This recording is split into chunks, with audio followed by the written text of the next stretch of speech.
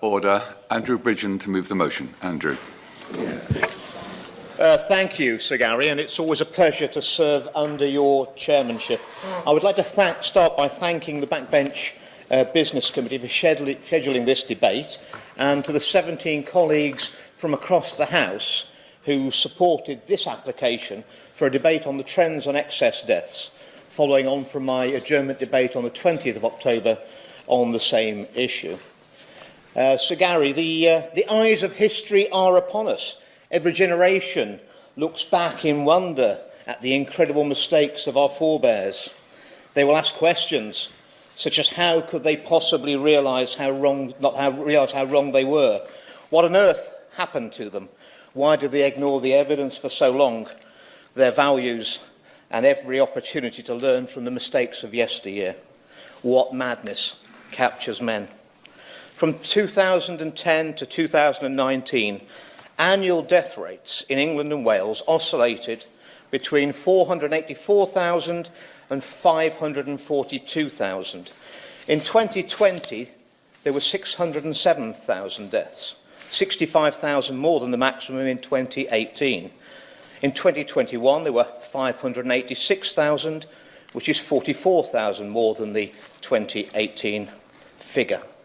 After such a rise, there should be a deficit, a significant deficit. In fact, because sadly, our most vulnerable and elderly, who might have lived a while longer, were taken from us early. But in 2022, there were 577,000 deaths in England and Wales, and in 2023, 581,000. A huge rise when, in fact, a significant deficit would and should be expected. The deficit, and then some, has been filled not with the extremely old and the extremely vulnerable, but with others, many, many others, who are often young or in the prime of their lives. You might want to ascribe the excess deaths in 2022 and 2023 to the virus, but that would be a mistake. That's not what their death certificates say, and moreover, there are far too many young people dying. Far from being below the recent rolling average, excess deaths in 2022 have been above, 6% above, in fact. In 2023, when one might expect deaths to finally fall below the average, the excess has also been 6% above. These numbers are higher in the younger age groups. No one with integrity can fail to be troubled by these figures. What actually is going on? And that's what we need this debate for today. It's a problem that affects us all. It affects every community in every constituency across the country. And I would like to thank all the honourable and right honourable members who've attended this debate today. And I think we need to thank the public for their interest, which has stirred the interest of colleagues. And I'm very encouraged by the turnout for today's debate, which is considerably better than we've seen in the past. Not everyone in this room will be comfortable with analysing scientific data and figures. That is not my position. I was fortunate enough to take a degree from Nottingham University in biological sciences many years ago, and I specialised in biochemistry, genetics, behaviour and virology. I'll give way on that. Yeah. It's a very important debate he's having. In 2022, we saw nearly as many excess deaths across the UK as during the Blitz. And in my own region of Yorkshire, every single year since the pandemic, we have had excess deaths. And my constituents are very concerned by this. But what they're also concerned about is almost a deafening silence from the NHS about what is causing this, why it's happening, and what they're doing to alleviate this. So I thank the honourable gentleman for bringing this very important debate today. And only by talking about it can we actually get to the root cause of what the issue is, because there clearly is an issue. Well, that's the whole point of a representative democracy. We're here to raise the issues on behalf of our constituents and to look after their best interests at all times. I thank the honourable gentleman for his attendance, but we had enough signatures for a 3-hour debate in the main chamber. We're actually giving a 90-minute debate in Westminster Hall, which I did mention to the chair of the Backbench Business Committee I felt was a bit of an insult, given the gravity of the issue we're debating, to those who've lost loved ones over the last few years. And I'd also like to... I'll give way. I'm extremely grateful to him for giving me, and he's right to point there is considerable concern about this issue, and due to that concern, does he agree with me that we should be using the most accurate data available and using the data set of the age standardised mortality rates, which takes into consideration growing population and an ageing population? Of course, we should be using the most accurate figures that we've got. And later on in the speech, near the end, I'll be talking about the data that we really want, which would settle this matter once and for all beyond reasonable doubt. So I thank the public for their pressure and their interest in these statistics.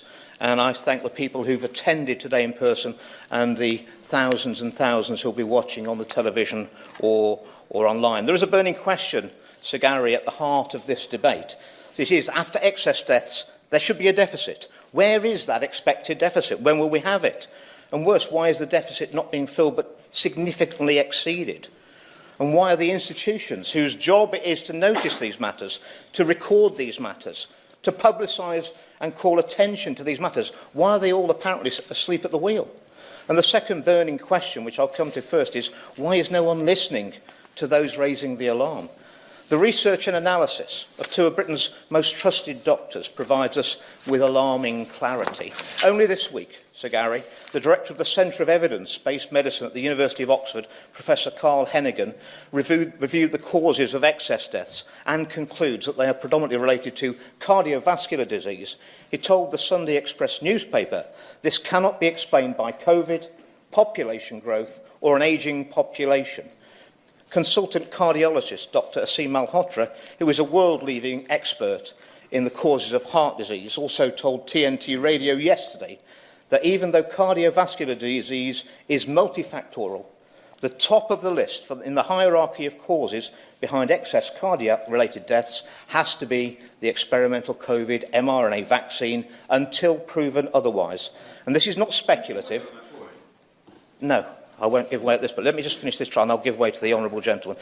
This is not speculative, but based on the highest level of data, which combines plausible biological mechanism, randomised controlled trials, high-quality observational data, pharmacovigilance data, autopsy data, and clinical data. And those who choose not to acknowledge these cold, hard facts, Mr. Sagari, are either unaware of the evidence, willfully blind, or lack a conscience. I'll give way to the honourable gentleman. I'm very grateful to the member for giving way, and I'm grateful for shining a spotlight on this important debate about excess deaths. But I'm just keen to understand the difference between correlation and causation, because there's a correlation between eating ice cream and sunburn, but we don't necessarily assume the two are together. Yeah. It could be sunny weather. The same goes for this case. Is it to do with the fact it's lockdown? Is it to do with late presentation, access to the NHS? These are the key bits to try and understand the causation and correlation, to understand why these numbers are so high. I agree with the honourable gentleman. He is a medical doctor, so he does have some knowledge, clearly. But correlation is not causation. But correlation is an alarm bell, Sir Gary. And alarm bells are going off all over the building, but no one wants to open the door and see if there's a fire.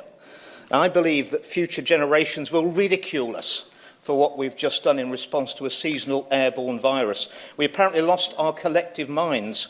We've imposed a brand new type of quarantine on a healthy population, in breach of all previous public health advice, in breach of our own carefully crafted expert pandemic plan, in breach of flagrant breach of the sensible and experienced advice from many professionals. Those noble dissenters are being vindicated one by one, inevitably so, as the suppressed, shaming real-world evidence finally emerges.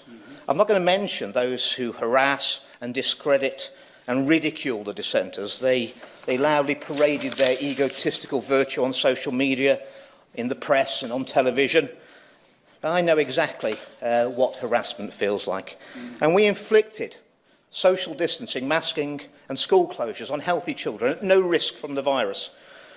We did this to protect adults at the expense of our children and their social and mental health. People raised alarm, Sir Gary, but nobody listened. A society that consciously and knowingly sacrifices perfectly healthy children for adults is sick in itself.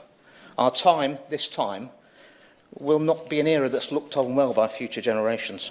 That is going to be our legacy. And I call on this House and those in authority to right this grievous wrong and right it quickly. With unbearable cruelty, we isolated even those who would gladly have made the individual choice to see their grandchildren. And worst of all, we bypassed all the procedures, all the protocols, and all the science to inflict on a healthy population a brand new and untested product that had never before been used outside clinical trials, never mind approved. There was no long-term safety data. The safety analysis in the trials was 8 weeks, and then the control group was vaccinated. No age stratification for recipients of an experimental medication for an illness with an average mortality age of 82. No liability under any circumstances for the manufacturers of these experimental treatments. Furthermore, there were good reasons, based on the science known at the time, why these products might be harmful. Ridiculous future generations may come to loathe us. We will forever be the poster boys and girls of a society that collectively lost its mind and lost its moral compass. They will hang this millstone around our necks for eternity. And what's the flaw in this human nature that latches on to things and destroys all before it? It's been dubbed by some as the madness of crowds, or a kind of mass formation psychosis. The sort of thing that allowed China to commit population Armageddon with the one-child policy for decades. The sort of thing that allowed us to have millions of cattle slaughtered during the apparent foot and mouth outbreak, where we persuaded not by the science, but by plausible patter of provable idiots like Professor Neil Ferguson. Yes, the very same. His advice led to the bankruptcy, the immiserisation and the utter despair of countless farmers forced to destroy their own livelihoods in a futile attempt to prevent the spread of an airborne virus, a virus that had already managed to pass in the air all the way from France to the Isle of Wight. So how many times must the so-called experts be caught literally with their pants down as their models fail yet again? How long must we be subjected to debunked drivel being dumped in our political discourse? How long must decision-makers deal with discredited modelling and moribund and captured institutions? And why will no one listen to reason when they've been proven wrong so many times? And there are plenty of other examples in medicine, from bloodletting with leeches to pointless lobotomies to not washing hands between the mortuary and the labour ward. Doctors and scientists are far from immune to groupthink, and the current batch are living proof. I'll give way on that point. To the Honourable Gentleman, and this will not be the first, or I suspect the last government in history not to follow the evidence when it comes to difficulty. But when governments make mistakes and protect themselves and don't look at the evidence, we as a democratic society should expect there to be an inquiry that establishes what has happened and what should have happened and what should happen in the future. Does the Honourable Gentleman agree with me that the inquiry that we have set up is failing in its task in doing that job, and it is assuming that lockdown was right from the beginning? I thank the right honourable gentleman for that intervention, and I agree with him wholeheartedly. This is not a political issue. This is a public health issue that should affect every constituency in the House. I think we know that the so-called COVID inquiry has already set itself out the answers it wants to get to. It has all the appearance of a whitewash, and clearly it was deeply disappointing this week when they announced that the module to do with the safety and efficacy of the vaccines has been put off indefinitely, certainly until after the next general election, which is extremely disappointing. And another instance I could talk about is that I contacted every public and media body I could think of in 2014 to tell them again and again that the sub-postmasters were innocent. But no one listened. And I knew that sub-postmasters in my constituency were completely honest. Anybody who knew these pillars of society knew it. The innocent were falsely accused of dishonesty over the Horizon scandal, and they were relentlessly pursued by a merciless, mendacious and malicious bureaucracy. And it's the coldness that shocks most, Sir Gary, the imperious arrogance the mercilessness that captures institutions and cowards in authority when a single narrative closes our collective minds to nuance, to experience, to the inconvenient truths. No one listened to the sub-postmasters. No one cared. No one in power moved a muscle to help. But now, all of a sudden, one media programme has shifted the narrative to reveal that the experts were wrong, that our institutions were wrong, that those in authority were wrong, and that an infallible computer system was in fact fallible. Even our justice system got it so tragically wrong, with thousands of court hearings and judges making wrong judgments. Will the post office lessons be learned regarding the COVID insanity? So who's actually dying now? Well, it's not the old and frail, as it was with COVID. In fact, the deaths from dementia, a key benchmark of elderly deaths, have been in deficit ever since COVID, as we would expect after a period of high mortality. Instead, particularly for cardiovascular deaths, there's been an incessant week-on-week excess mortality for months and months in the young and middle-aged. Every age group's affected, but the 50 to 64-year-old age group has had it worse, and I'll declare an interest. They have been stricken with 12% more deaths than usual in 2022, 13% in 2023, and at least 5 out of 6 of those deaths this year have nothing to do with COVID whatsoever. My constituent, Stephen Miller, was a healthy IT engineer in his 40s. He had 2 doses of AstraZeneca jabs in the summer of 2021 and was ill very shortly afterwards. His side effects were so bad that he lost his job, and in November 2021 he was rushed into hospital, and he now has cardiomyopathy and has ventricular failure with a maximum of 5 years to live, taking him to 2026, unless he has a heart transplant. And when I saw him last, he had a resting heart rate of 145 beats per minute. He subsequently has lost his partner and access to his child and is at risk of losing his house. He now has a diagnosis from Glenfield Hospital in Leicester of vaccine-induced cardiomyopathy, and I will help him to try and get the compensation. But he's just one example of one of my constituents who's probably going to have 30 years of his life stolen off him. His child will lose his father. How is £120,000 of compensation possibly adequate for that? And I certainly will. I'm most grateful to my honourable friend for introducing this debate so coherently. But would he be able to explain why Module 4 of the public inquiry into the safety of these vaccines has been arbitrarily postponed from next July? Surely the case he mentions highlights the need for urgent inquiry into this. My honourable friend is absolutely right to raise that issue. Why would they put any investigation at the public inquiry, which I think is costing some hundreds of millions of pounds and should be there for the public interest, put that debate back indefinitely? I fear there has been political pressure placed on the inquiry. Clearly, there's a lot of political capital in the run-up to the next election has been placed on the fact that the government and support from the opposition parties did the right thing in our pandemic response, including the rollout of the vaccines. I think the very fact that they've done this indicates that there is something to hide, and it should make the public extremely suspicious, and I'll be coming on to that shortly. For 2 years, we've turned society upside down so as not to, quote-unquote, kill Granny. Now that Mum and Dad are dying, it appears that no one cares. This is Alice in Wonderland thinking.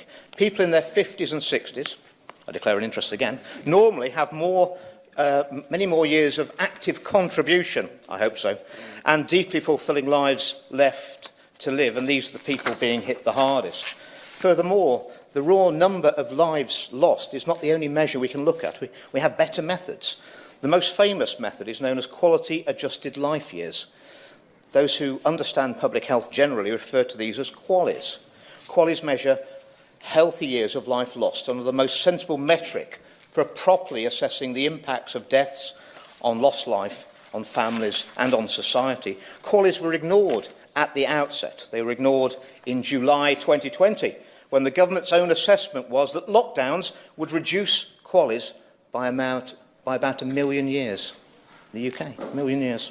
They were ignored when deciding to inject the young with experimental vaccines, despite the refusal of the Joint Committee on Vaccination and Immunisation to recommend jabbing under 15s in September 2021.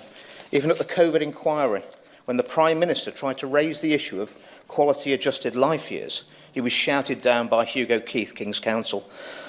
The lead lawyer at the COVID inquiry, he then revealed his unbelievable, unforgivable, his negligence and his ignorance by saying, I don't want to get into quality life assurance models. This, I repeat, is the most senior lawyer at the so-called COVID inquiry. So when I say future generations will ridicule us, it's not hard to see reasons why. The pandemic, a term which some of our best academics from around the globe questioned from the outset in published and peer-reviewed papers, is over.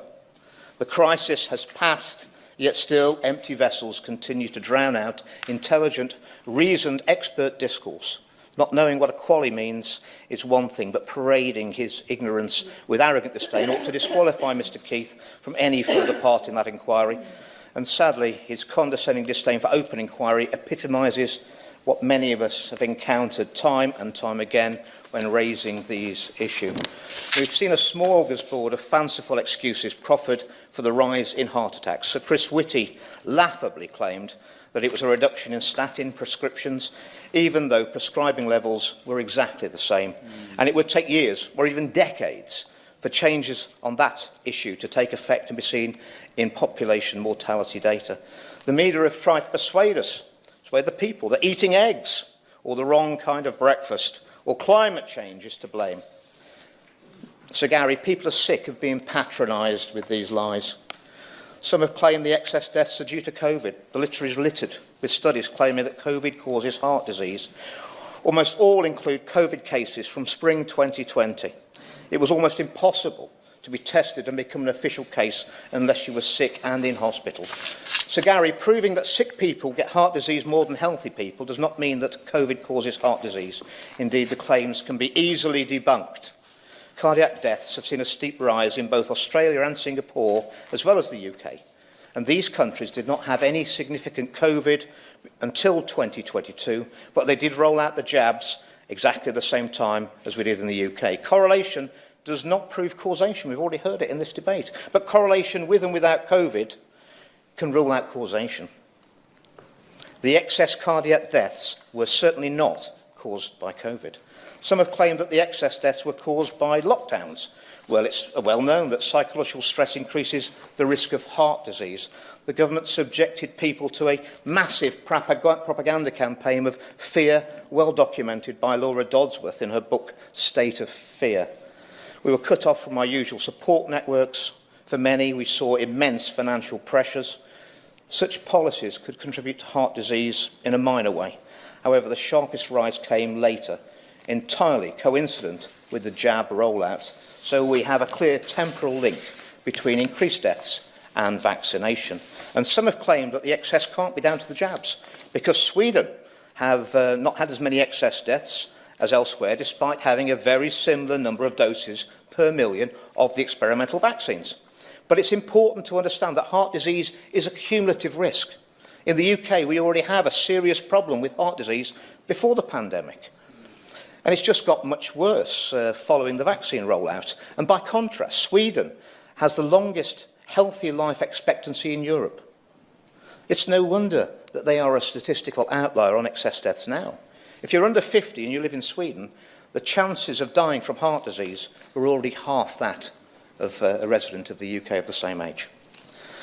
Some have admitted to the problem, but claimed it was worth it. Science journalist Tom Chivers even said, regarding jabbing children, it sounds cruel, but a small number of deaths would be worth it. As I pointed out earlier, from China through to the UK, any culture willing to openly sacrifice children for adults is rotten, in my view, to its very core. And look what's happening now. Yet again, we're seeing a peak in COVID hospitalisations. We should be as we should be expecting from a coronavirus in January.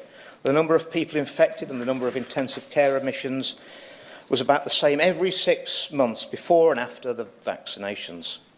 The number of COVID intensive care admissions in the January to June of 2020 wave was about the same as the July to December 2020 COVID wave, and remained similar in the January to June 2021 COVID wave and the July to December 2021 COVID wave. The jab, therefore, had no impact whatsoever. And those interested may wish to consult a recent paper in the Journal of Clinical Medicine that demonstrates exactly this point. And the next important factor is that Omicron is far less deadly. The reason there are fewer COVID deaths now is because Omicron's arrival at the beginning of 2022. But viral waves will continue to come and go until almost everyone has post-infection immunity, and we're not there yet. It's clear that viral waves were not impacted by lockdowns. It's increasingly clear they were not impacted by the jabs either.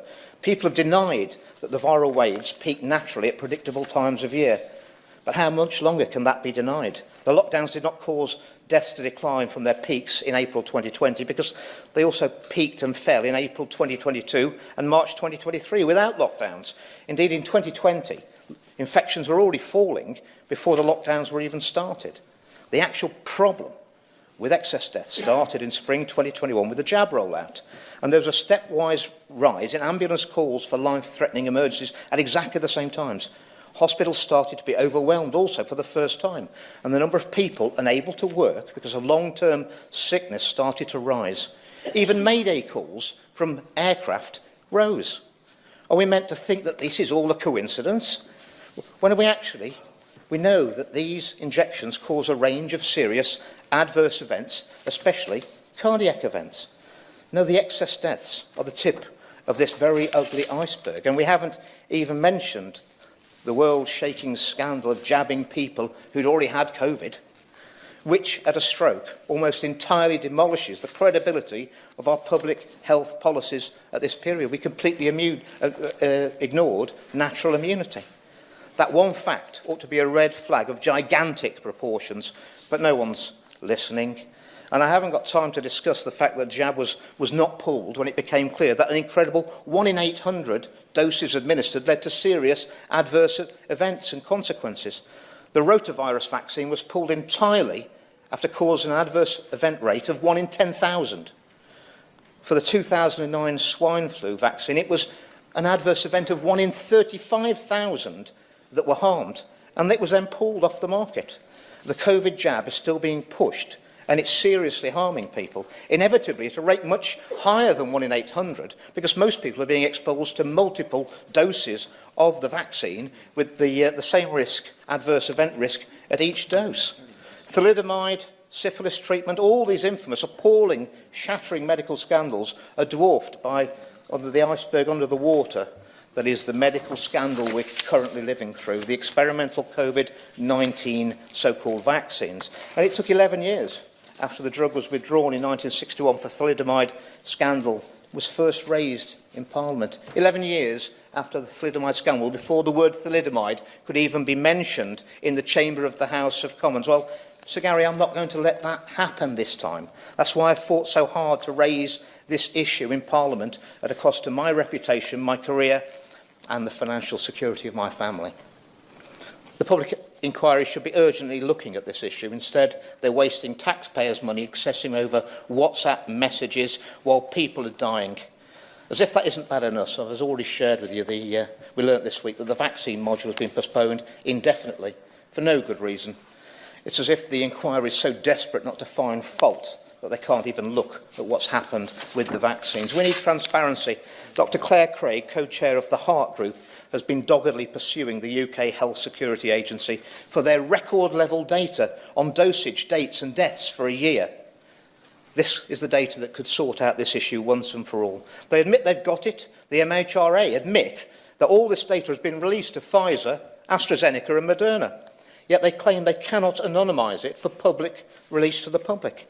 A failure to release this data makes it look like there is definitely something to hide. A recent poll in the USA shows that more than half of the public think the vaccines are responsible for a significant number of deaths. If there was nothing to hide, they would certainly release this data for analysis, anonymised, to stop the upswell of legitimate concern. The latest response from the Information Commissioner's office is that Dr. Claire Craig's got to wait another 6 months at least before a case officer will be assigned to this issue. This is not acceptable, Sir Gary. They've released our health data to Big Pharma, but they won't release it to us. The record data, level data must be released. It is really too much to ask. Is it really too much to ask that the British public be given the same level of access to the relevant data given to Big Pharma companies, those actually responsible for this debacle? Corporations that carefully secured immunity from all legal liability, or in this country, indemnity from the government before dangerously and negligently experimenting on the health of our nation and the world. We're witnesses to the greatest medical scandal in living memory, the consequential fallout in trust, public opinion, and public confidence is only just beginning. Continued attempts to shut down debate, flatten dissent and obstruct independent analysis can only delay the eventual collective shame. It's going to be a reckoning, and we're going to have to try and rebuild trust in our health services, in our media and in our politics, and we haven't even started on that journey. So Gary, before I was expelled from the Conservative Party for voicing my concerns over these experimental vaccines and the harms that I believe they cause, I met with a senior member of the party who, after listening to my concerns about the vaccines and NG163, the midazolam and morphine scandal, told me quite calmly, Andrew, there is currently no political appetite for your views on the vaccines. There may well be in 20 years' time, and you're probably going to be proven right. But in the meantime, you need to bear in mind you're taking on the most powerful vested interest in the world, with all the personal risk for you that will entail. So Gary, I refuse to bow to that threat. And as they say, the rest is history.